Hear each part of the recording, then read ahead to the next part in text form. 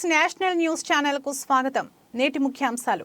నేను వెనుకబడిన ప్రాంతాల అభివృద్ధి వేదిక అధ్యక్షులుగా ఉభయ జిల్లాలకు అధ్యక్షులుగా ఉన్నాను. ఈరోజు ముఖ్యంగా అనంతపురం జిల్లాలో రౌండ్ టేబుల్ సమావేశాన్ని ఏర్పాటు చేయడం జరిగింది.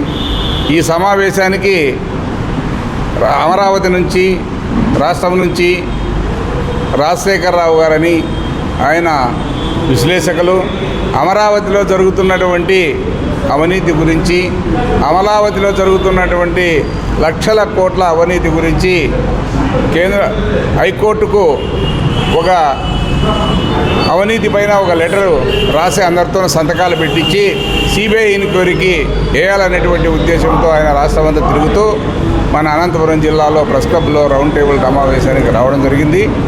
ఈ సమావేశంలో అనేక పార్టీల నుంచి వక్తలంతా వచ్చారు, ప్రజా సంఘాల నుంచి వచ్చారు. వాళ్ళ అభిప్రాయాలంతా చెప్పారు. లక్షల కోట్ల పెట్టి అమరావతి ఒక్కటే నాకు కనపడుతున్నది ఈ రాష్ట్ర ప్రభుత్వానికి. వెనుకబడిన ప్రాంతాలైనటువంటి రాయలసీమము, అదేవిధంగా ఉత్తరాంధ్ర ఈ ప్రాంతాలు కనపడలేదా అని ప్రజలంతా ముక్తకంఠంతో చెప్పడం జరిగింది. అదే కాకుండా కొంతమంది ఇంకా ముందుకెళ్ళిపోయి మేము ఎన్ని ఏళ్ళని ఈ రాయలసీమలో వెనుకబాటుతనంగా జీవించాలా, మేము అప్పుడు రాజధాని అయితే హైదరాబాద్ డెవలప్ అయిపోయింది, ఇప్పుడు రాజధాని అమరావతికి 1,00,000 కోట్లు అంటున్నారు, మళ్ళీ 1,00,000 ఎకరాల భూమి అంటున్నారు. అయినవన్నీ పెట్టుబడులన్నీ అక్కడ పెట్టి అప్పులన్నీ మా పైన మోపేటువంటి పరిస్థితి, భరించాల్సినటువంటి పరిస్థితి ఈ రాయలసీమ ప్రాంతం పైన పడుతుందనేటువంటి ఉద్దేశంతో ప్రతి ఒక్కరు కూడా అవసరమైతే ప్రత్యేక రాయలసీమ కోరదామనేటువంటి మాటలు కూడా ఇక్కడ అనేక మంది చెప్పడం జరిగింది. కానీ మేము అడిగేది ఒకటే, ఈ రాష్ట్రంలో ప్రజలందరినీ సమానంగా చూడాల్సినటువంటి జవాబుదారీతనం ఈ రాష్ట్ర ప్రభుత్వాలు, ఏ ప్రభుత్వమైనా చూడాలి. ఈ ప్రాంతాన్ని నిరాధారణకు గురి చేసి కావలసినన్ని రైతులకు ఈ ప్రాంతానికి రావాల్సిన నీటి వాటాలో కూడా మన రాకోకుండా చేసి, అదేవిధంగా మన రాష్ట్రం ఏర్పడిన తర్వాత విభజన హామీలను అమలు చేస్తామని ఎలక్షన్ల ముందర చెప్పిన వాళ్ళు ఆ విభజన హామీలు కూడా ఈ రాయలసీమ ప్రాంతానికి, ఈ అనంతపురం జిల్లాకి సక్రమంగా అమలు జరగలేదనేది మాత్రం సత్యము. ఆ రోజు విభజన హామీల్లో నీటి విషయంలో, అభివృద్ధి విషయంలో, ప్రాజెక్టుల విషయంలో, అదేవిధంగా ఈ రాష్ట్రానికి, ఈ జిల్లాలకి తర్వాత అనేక కంపెనీలు వస్తాయి, ఈ రాయలసీమ బాగుపడుతుందని చెప్పినటువంటి వాళ్ళు ఈరోజు తీరా చూస్తే కంపెనీలు లేవు, అభివృద్ధి లేదు. తర్వాత ఇక్కడ ఉన్నటువంటి ఆరోగ్య సమస్య, నిరుద్యోగ సమస్య, ఎడ్యుకేషన్ సమస్య, రైతుల సమస్య, హార్టికల్చర్ రైతుల సమస్య, ఇప్పుడు రాబోయే కాలంలో ప్రమాదం ఈ జిల్లాలో ప్రమాదం వచ్చి పడతా ఉంది. ఈరోజు అంద్రీనివాకు 40 టీఎంసీలు నీళ్ళు ఇస్తామని చెప్పినటువంటి వాళ్ళు ఈరోజు 40 టీఎంసీలు కూడా కాదు కదా, అది ఒక పిల్లకాల మాదిరి తయారు చేసి దానికి లైనింగ్లు వేసి మొత్తం అమరావతికి తీసుకుపోయేటువంటి పరిస్థితి ఉంది.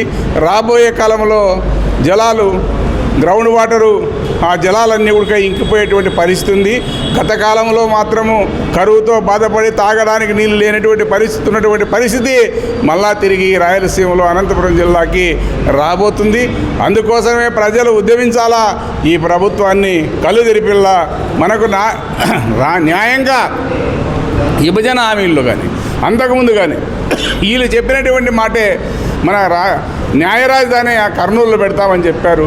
మరి ఆ రాజధాని ఇచ్చడానికి ఏమి ప్రాబ్లము? 1,00,000 కోట్ల పెట్టే బదులు ఇంకో 10,000 కోట్లు పెట్టి రాజధానిని పొద్దుగా నిర్మించవచ్చు కదా. ఇప్పటికీ ఈ చంద్రబాబు నాయుడు గతంలో 5 సంవత్సరాలు ఎమ్మెల్యేగా, ముఖ్యమంత్రిగా ఉన్నాడు. ఇప్పుడు మళ్ళా 1 సంవత్సరం గడిచిపోయింది. నీకున్నది 4 ఏళ్ళే, అందులో 3 ఏళ్ళే నువ్వు పని చేయగలుగుతావు. సంవత్సరం అంతా ఎలక్షన్ టైం వస్తుంది, ఆ టైంలో నువ్వేమీ పని చేయలేవు. నువ్వు ఇప్పుడైనా ఈ ప్రాంతాలపైన నువ్వు కన్ను పెట్టి పని చేయకపోతే, ఈ ప్రాంతాలను అభివృద్ధి చేయకపోతే, ఈ ప్రజల్ని అభివృద్ధి చేయకపోతే, ఈ ప్రజలకు జరిగిన కష్టాలని, అన్యాయాల్ని నువ్వు పూడ్చకపోతే వచ్చే కాలంలో ఈరోజు వైఎస్ఆర్ పార్టీ మొత్తం చేయాల్సినవి చేసింది, చేయకూడని చేయలేదని నీ కోట్లు వేసినారు. అందుకే ఈరోజు నీ పరిస్థితి కూడా రేపు అదే అవుతుంది. ఈ పొద్దు నువ్వు పని, అభివృద్ధిని వదిలిపెట్టి కక్ష సాధింపు దూరంలో పోతున్నావు. ఇది మంచి పద్ధతి కాదు. ఈ చానాలు రాజ్యాధికారం ఎవరికి శాశ్వతం కాదు.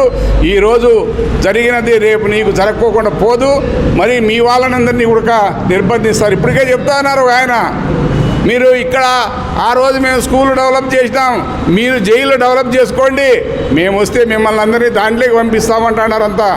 కాబట్టి ఇట్లాంటి పరిస్థితి మీరు రాకోకుండా చూసుకొని ఈ ప్రాంతాలని అభివృద్ధి చేయాలని పదే పదే ఈ రాష్ట్ర ముఖ్యమంత్రి గారికి, చంద్రబాబు నాయుడు గారికి విజ్ఞప్తి చేస్తూ ఈ న్యాయ పోరాటం పైన మీరు సరైనటువంటి ప్రభుత్వాన్ని సకాలంలో సక్రమంగా అవినీతి లేకోకుండా ఈ ప్రభుత్వాన్ని నడిపించగలిగితే నీకు హైకోర్టుకు కానీ సుప్రీంకోర్టుకు కానీ ఎవరు లెటర్లు రాయరు, నీ పైన ఎంక్వైరీ లేరు.